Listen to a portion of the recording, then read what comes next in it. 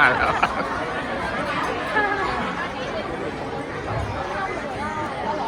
อ๋อเป็นพระเยซูเหรอเพราะว่าชุดเขาไม่เหมือนคนอื่น แล้วก็เรียนนักศึกษาค่ะ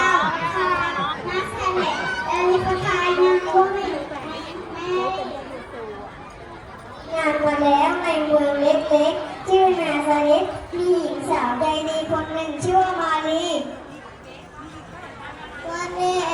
นก็เทคูเมรี่วิกวันโคนิว